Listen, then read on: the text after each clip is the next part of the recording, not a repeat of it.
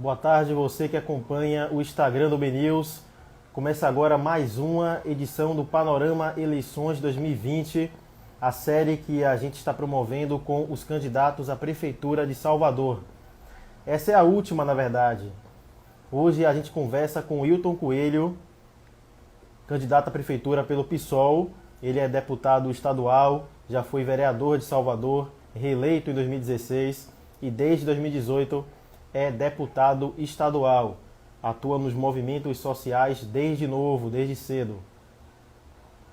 Algumas pessoas já entrando. Eu só estou aguardando o deputado entrar para a gente começar a entrevista. Esta é a última entrevista da série com os candidatos à Prefeitura de Salvador. Você acompanhou até aqui. Essas entrevistas estão disponíveis no nosso espaço do IGTV, mas também no Spotify. Sim, estamos no Spotify e em formato de podcast. Ele se coloca em um bloco independente de atuação, né? Ele critica tanto a oposição ali na Assembleia Legislativa, grupo do prefeito Assemineto, do DEM, quanto o governo, a situação, grupo que representa o governador Rui Costa. Ele se coloca na posição independente, ele faz críticas a ambos os lados. Oi, deputado. Oi, Pedro, como vai? Desculpe, porque eu estava no Instagram e não estava aparecendo aquela bolinha piscando do ao vivo. Tudo bem. Tudo bem, a gente compreende. Vamos lá, o senhor. Eu estava te introduzindo aqui para o pessoal. O senhor já foi vereador de Salvador, hoje é deputado estadual e é o candidato pelo PSOL. Obrigado por ter aceitado o convite para a entrevista. O senhor encerra essa série de entrevistas que o BNews promoveu com os candidatos à Prefeitura de Salvador. Essas entrevistas estão disponíveis em nosso espaço no IGTV, no Spotify e em nosso site.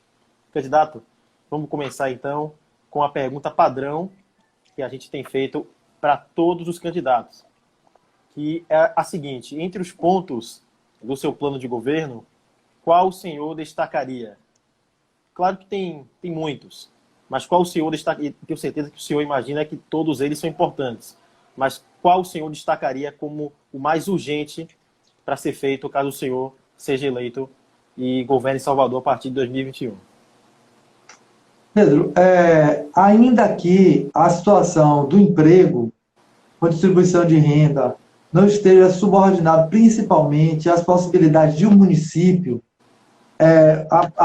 o potencial que existe de aproveitar a riqueza que esse país tem está relacionado diretamente a uma política federal que hoje privilegia muito mais a especulação financeira que o setor produtivo, né? E principalmente secundariza um setor produtivo que tem uma musculatura enorme para distribuir renda e riqueza, que são cooperativas, os pequenos microempresários e setores autônomos também na nossa sociedade. Então, não tem como avançar nessa pauta de maneira decisiva sem mudar a política econômica. Por isso a gente sempre começa dizendo que nós precisamos inverter o sinal. Aqui na cidade de Salvador, nós temos um prefeito que é presidente nacional do DEM e tem uma responsabilidade direta por essa política econômica que vitima milhões e milhões de brasileiros. Aqui na cidade de Salvador, muito mais, porque nós somos a capital do desemprego, sempre revezando com uma outra que fica em primeiro e às vezes a gente está em primeiro, enfim.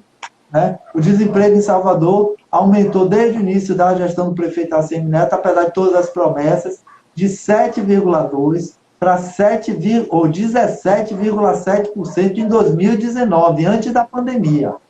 Ok? Então, veja, isso é de responsabilidade do prefeito, pelo papel que ele tem enquanto liderança nacional. A gente quer inverter esse sinal, e nesse sentido é importante afirmar o fora Bolsonaro Mourão, com esse governo não tem nenhuma condição de apontar soluções gerais para o nosso país. Para agravar a situação, e aí nós entramos com a administração do ponto de vista municipal, das ações municipais, agrava a situação o fato da prefeitura ter uma política de beneficiamento de determinadas empresas e perseguição com a atividade produtiva do nosso povo. Mas como inverter essa ordem? Primeiro, é fundamental ter iniciativas no campo do financiamento. Nós queremos fundar o primeiro banco do povo da cidade de Salvador, cujo foco é sair dessa perspectiva de beneficiamento, é questionar o beneficiamento e fazer com que a atividade produtiva do nosso povo tenha, de fato, um apoio do poder público. Essa atividade produtiva é feita largamente na nossa cidade, porque o povo é extremamente criativo na cidade de Salvador em relação ao conjunto de movimentações sociais e principalmente para tentar sobreviver nessa cidade. Eu vou te dar um exemplo. As periferias da cidade de Salvador estão cheias de pequenas malharias, né, e que produzem roupa, a Pau da Lima, o subúrbio ferroviário. Aqui na minha rua tem uma malharia, pra você tem ideia. Eu moro em Itacaranha, certo? Na rua José Bonifácio, e aqui tem uma malharia que produz roupa, você tem ideia. Certo? Mas essa rede enorme de malharia não tem qualquer apoio do poder público. Então nós precisamos de financiamento que vá na direção contrária ao que acontece nesse país, de superjuros, financiamento com juros baixos para essa atividade popular. Certo? Eu dei exemplo das malharias, mas a gente apresentou na Câmara de Vereadores o projeto Uma Usina de Prensa, né? Uma usina por bairro da cidade de Salvador, para processar material reciclável e fazer que esse segmento de catadores, que tem expressão na cidade de Salvador, faz parte da população mais vulnerável, ele possa usufruir do principal ganho em relação à reciclagem, que é a prensa do material coletado. Né? Então, o projeto visa fazer com que cada região de Salvador tenha uma prensa que seja pública, seja capaz de ser um apoio para essa atividade produtiva. Então, um outro debate importante é o debate, essa discussão, obviamente, do resíduo sólido na cidade de Salvador, a coleta seletiva e a reciclagem, está relacionado também à questão ambiental, obviamente, né? Os resíduos sólidos na cidade de Salvador são um grande problema ambiental também, e está tudo travado. Então, a gente quer resolver por aí, mas tem um foco na questão da distribuição, do apoio à atividade econômica que distribui renda e riqueza. E um outro debate que está relacionado à mobilidade urbana, que a gente pode passar a discutir também, é a questão do nosso trem regional, né? Que potencialmente pode ser um trem regional, que é o trem do subúrbio, que está seriamente ameaçado pelo governo do Estado, mas que eu espero que a gente possa discutir aqui no capítulo da mobilidade urbana, tem um potencial de estabelecer uma relação direta, inclusive do ponto de vista econômico, de Salvador com a região metropolitana, ou melhor, restabelecer com a região metropolitana, com parte do sertão e com o recôncavo baiano. As possibilidades dessa relação para a geração de trabalho a partir da distribuição da agricultura familiar, por exemplo, é fabulosa.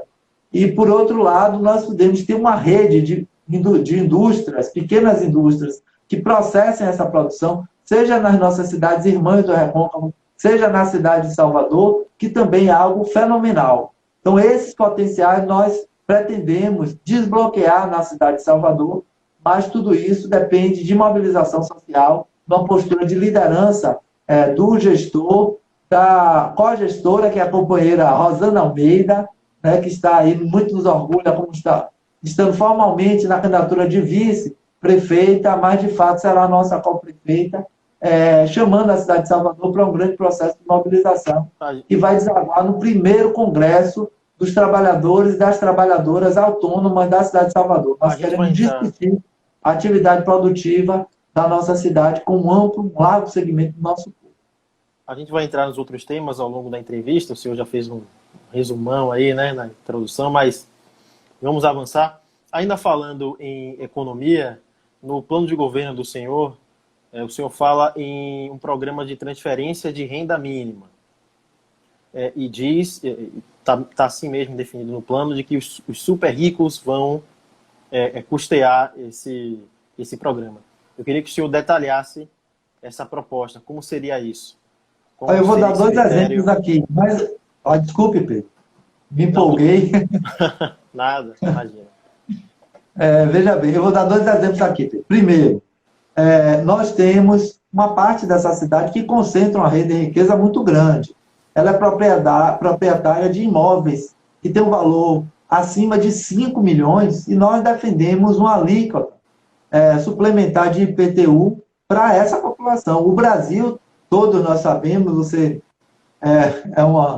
é é um jornalista jovem, Pedro, mas com certeza já deve ter tratado do caráter regressivo do imposto no Brasil. Isso acontece numa dimensão federal e acontece e desce para os municípios também. Aqui no município de Salvador, nós precisamos taxar as grandes fortunas. E o grande elemento que está colocado na mão da prefeitura é esse mapa de imóveis acima de 5 milhões que podem ter, por exemplo, uma taxa de IPTU, uma alíquota suplementar de IPTU. Por outro lado, Salvador também tem uma dívida ativa que é enorme e que a prefeitura trata como se fosse uma dívida ativa impagável, quando grande parte dessa dívida ativa está, por exemplo, com o pessoal da especulação imobiliária. Salvador tem 130 mil imóveis que servem hoje à especulação imobiliária. Né? Então, nós precisamos, legalmente, seguindo as referências da nossa Constituição, que moradia tem que ter função social, né?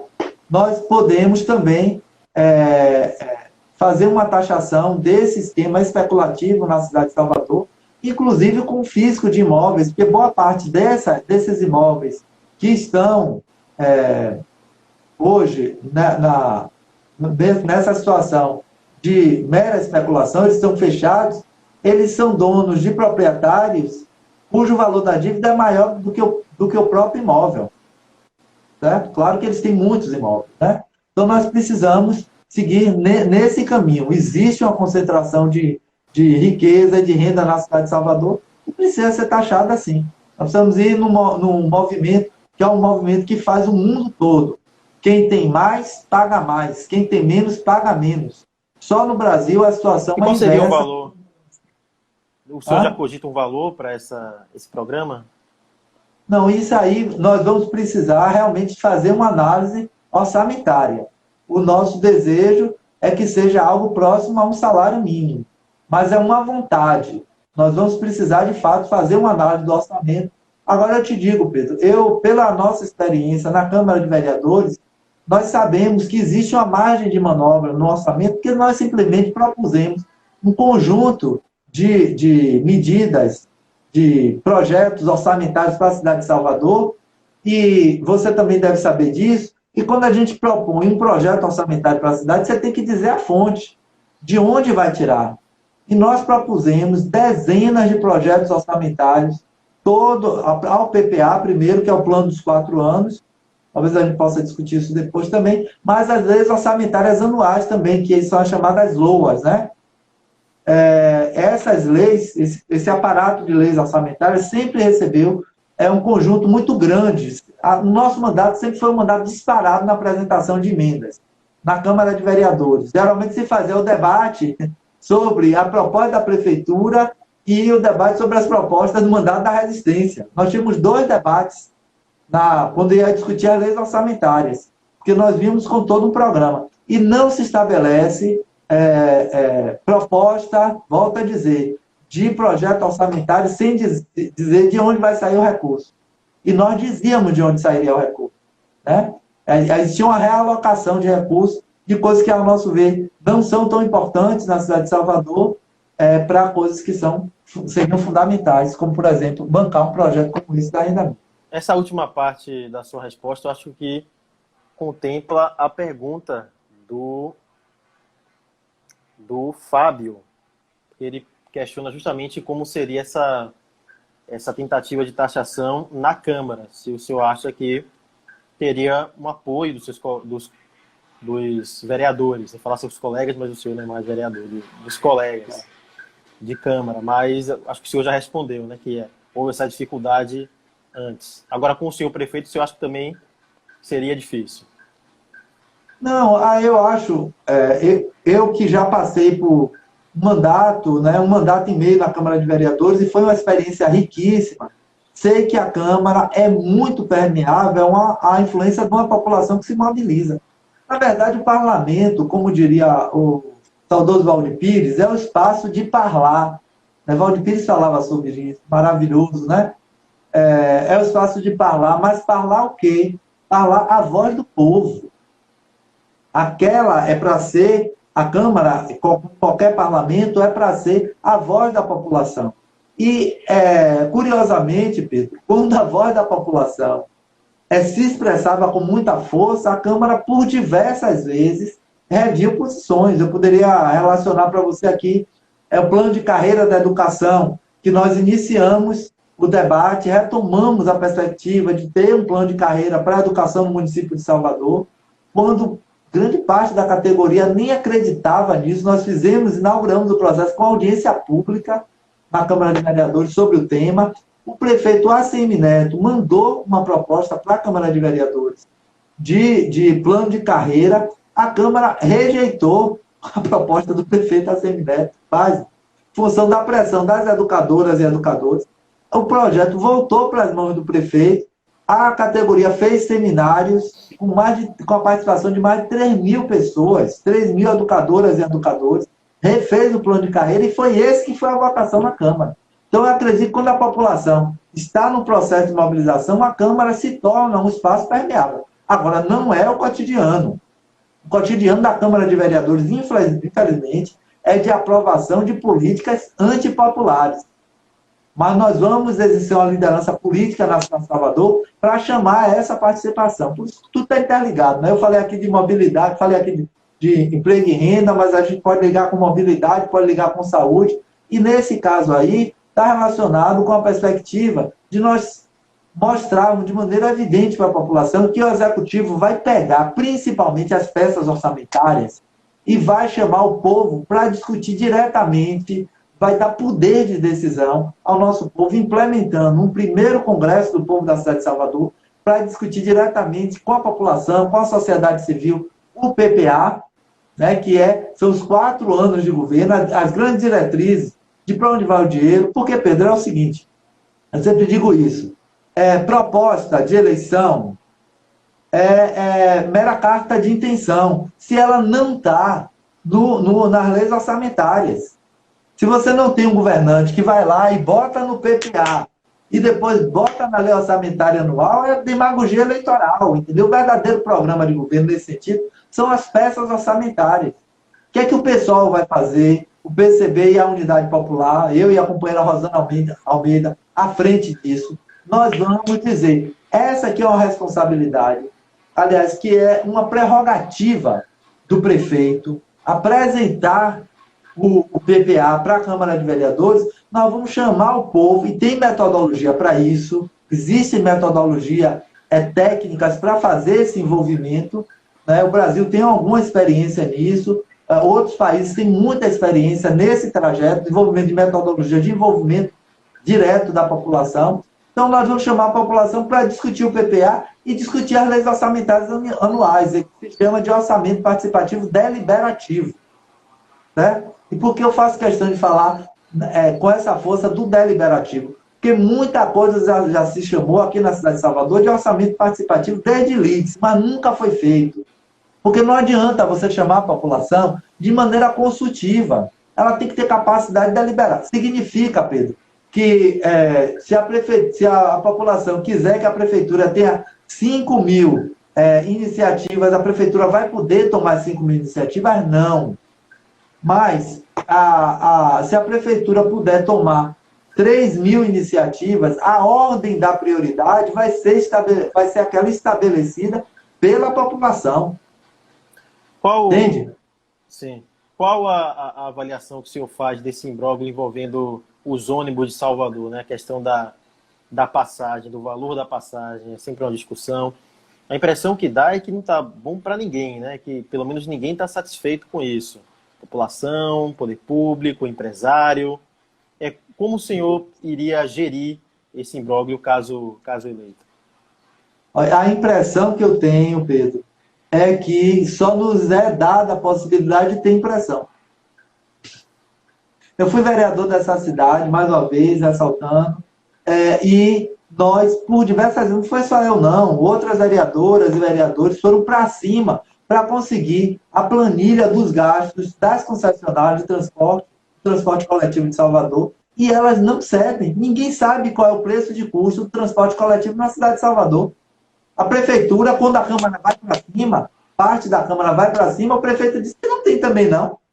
Como é que pode? E a concessão pública, você está entendendo? Então hoje, infelizmente, não existe nenhuma a palavra-chave para transporte rodoviário na cidade de Salvador, né? A concessão do transporte coletivo rodoviário de Salvador, a palavra-chave é transparência. A primeira coisa é que nós temos que nos impor como poder público e dizer, nós queremos saber, nós queremos a planilha, as planilhas de custo do transporte coletivo na cidade de Salvador. Pronto, isso é concessão, meu irmão. Entendeu? Agora você tem um prefeito que está subordinado aos esquemas dos empresários, ele nunca vai fazer isso. Entendeu? Mas o senhor faria o quê, por exemplo? Como é que o senhor atuaria nessa discussão? Não existe uma legislação que exige transparência em relação às concessões e nós vamos aplicar essa legislação. Se não der por bem, vai dar por mal. Entendeu? Se não der pelos ofícios da prefeitura, pelos documentos da prefeitura, vai dar judicialmente. A primeira coisa é isso. Então, nós vamos garantir que o poder público tenha acesso aos dados. Certo? É o mínimo. Olha, Pedro, como é que você, jornalista sério, pode ficar aqui falando de impressão de uma questão tão séria na cidade de Salvador, muito importante? A imprensa precisa parar de falar com base em impressão.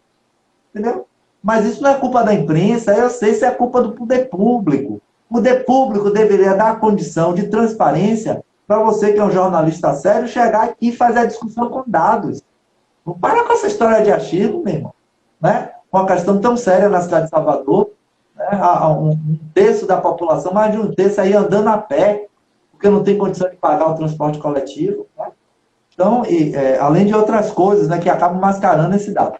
Mas veja bem, a primeira coisa é isso. Para nós é importante ter uma frota pública que seja mínima. Não é para responder às necessidades da cidade, mas para recolocar a prefeitura no negócio. Ela precisa estar ali avaliando os custos de produção. Né?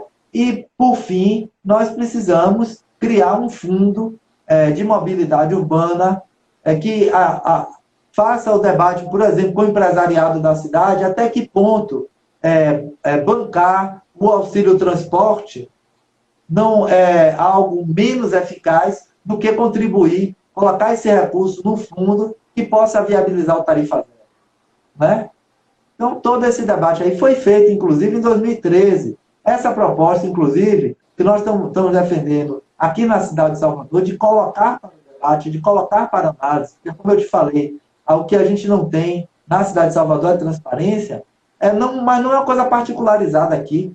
O movimento Tarifa Zero, em 2013, quase aprova a tarifa zero nacionalmente, né? Nacionalmente, porque ficou às vésperas de colocar o transporte coletivo como direito básico da população. Se entra como direito básico, ia obrigar a gratuidade, entendeu? Por que isso aconteceu? Porque tinha fundamento. Por que não foi adiante? Porque o movimento recuou. Entendeu? O senhor então, são senadores, são deputados que falam de viabilidade de propostas como essa. Agora, nós precisamos analisar a realidade específica para saber qual é a extensão que ela pode ter. Para nós, o passe livre estudantil e para desempregados é algo que está no horizonte. Mas Sim. Nós vamos precisar saber dos dados. O senhor falou agora de passe livre estudantil. Volta às aulas, então. Vamos falar de volta às aulas. Qual a opinião do senhor sobre o retorno às aulas? O governador Rui Costa já autorizou o retorno do ensino superior a partir de novembro, 3 de novembro. E o senhor, o que é que o senhor acha disso? O senhor concordou com esse planejamento do Estado, de dar autonomia também às universidades, de como isso será feito, se misto ou não no esquema misto? Como o senhor pensa sobre isso? E como o senhor pensa em lidar com a volta às aulas em 2021, que ainda estaremos sofrendo as consequências da pandemia? Pedro, cá para nós. Os governos têm que parar de fazer demagogia com essa questão da educação. Tenha paciência. Primeiro, que as universidades têm autonomia. O governo está dando autonomia nenhuma. A autonomia das universidades é constitucional. Entendeu? Então, o governador Rui Costa deve se respeitar e parar de ficar fazendo joguinho de palavra, de dar autonomia. Não dá nada. É a Constituição Federal, primeiro, que obriga, e a estadual, que replica a autonomia das universidades. Então, ele não tem condição nenhuma de dizer que as universidades vão voltar, certo? Muito menos num contexto em que o próprio governo Vamos ligar Tico com Teco, gente. O governo está dizendo que a segunda onda vai chegar em novembro, possivelmente, principalmente em dezembro. Como é que o governo está falando que vai começar lá? O que o governo está querendo esconder, sabe? É que a crise da educação, ao contrário do que ele disse que iria resolver, né, o caminho que ia ser adotado, porque eu vi um governador, no discurso da abertura dos trabalhos da Assembleia Legislativa, naquele momento que ele que abre, você sabe, né, formalmente os trabalhos da Assembleia, é o governador com o O discurso, senhor, né? inclusive, com a placa. Foi. Não, ali foi a placa. Foi. Eu usei até uma plaquinha para acompanhar o discurso dele. Eu também, né? Porque a gente usou na posse lá também. Tá vendo? Você tá com a memória boa. Então, veja bem, eu vi um governador e você viu também falando que a educação ia ser prioridade até mesmo em relação à saúde. Quem fala uma coisa dessa, meu irmão, não é não? Saúde é questão de vida ou morte. É porque vai turbinar, e até turbinar a educação. Depois que a gente viu foi o quê? Turnos de escola sendo fechados, centenas, unidades inteiras sendo fechadas, algumas até para ser vendidas, como foi o caso do Odorico, e que é pior, uma precarização. Há uma continuidade da precarização tanto das escolas de ensino médio como das universidades. As universidades não têm condições mínimas de ter o básico para funcionar hoje, coisas de limpeza, O produtos de senhor, limpeza. então, com a eventual gestão do senhor, não recomendaria a volta às aulas nesse momento? Não, Logo em deixa eu só janeiro, por concluir essa exemplo. ideia, Pedro, rapidinho. O problema é o seguinte: o novo normal, com essa situação das universidades e das escolas, seria um novo letal.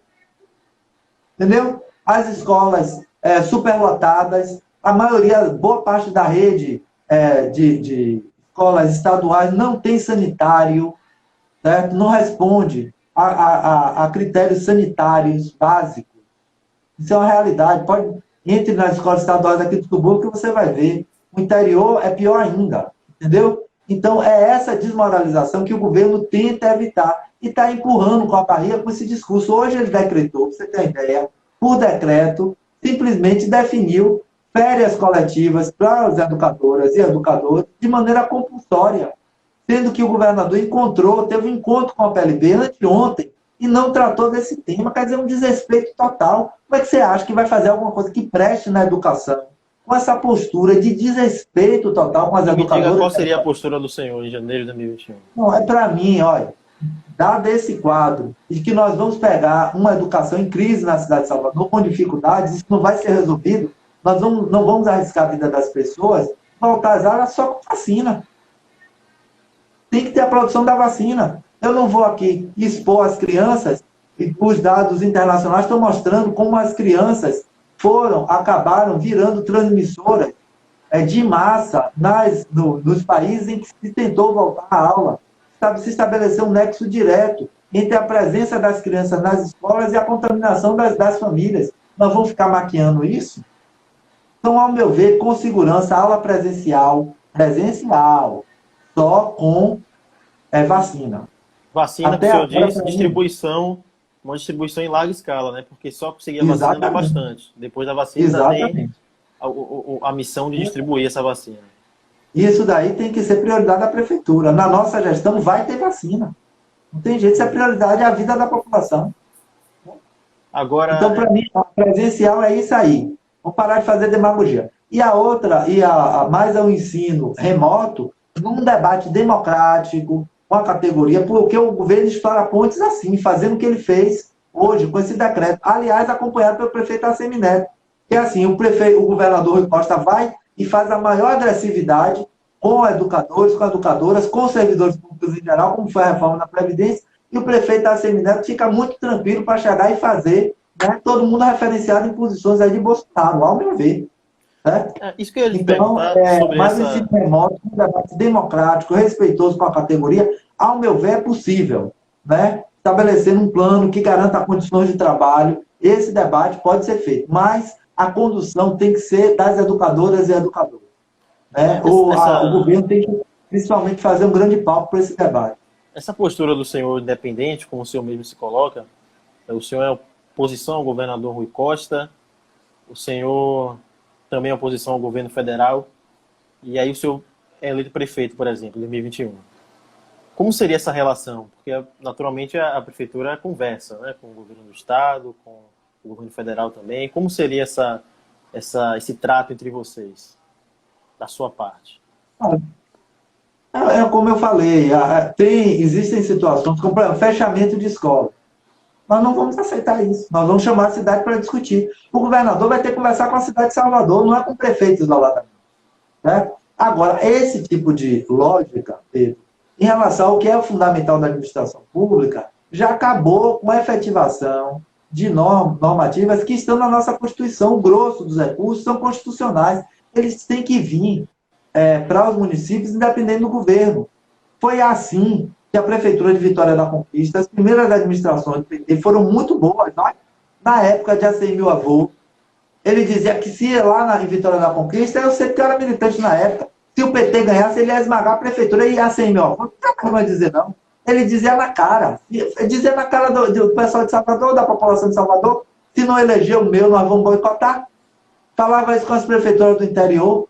E o que é que você me fala dessas prefeituras que, num contexto em que as coisas estavam muito menos constitucionalizadas, foram prefeituras que fizeram bons trabalhos, depois abandonaram a perspectiva popular. Essa é uma das razões de ser do Partido Socialismo e Liberdade. Você sabe que nós somos um rastro do PT, inicialmente. Depois virou uma coisa muito maior, muito mais significativa. Mas, inicialmente, o pessoal nasce como um rastro do PT.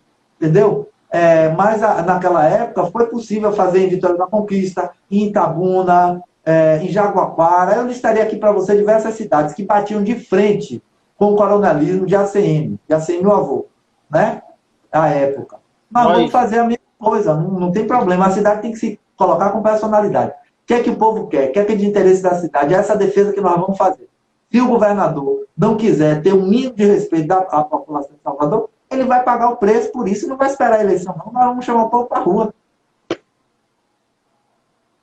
Manifestação, que o senhor disse, contra o governador. Por exemplo. Manifestação, por exemplo. Tem conversinha, não. Nós chegamos ao fim da entrevista. Já terminou? Foi bom pra rápido, né? Mas agora o senhor ainda tem 5 minutos de considerações finais. Então fique à vontade. Estou muito contente, Pedro, em voltar aqui, né, para conversar com você. Essa é a segunda vez nesse processo eleitoral. São sempre entrevistas muito ricas. Você não deixa a coisa ficar monótona, está sempre ali puxando, cutucando para ficar uma coisa legal. Eu admiro muito o seu trabalho, Pedro. Parabéns. E eu queria dizer para você que está acompanhando que eles têm dito que existem 2 polos nessa eleição. Na verdade, existem 2 campos. Se você perceber, existe muita coisa, não é a mesma coisa, né?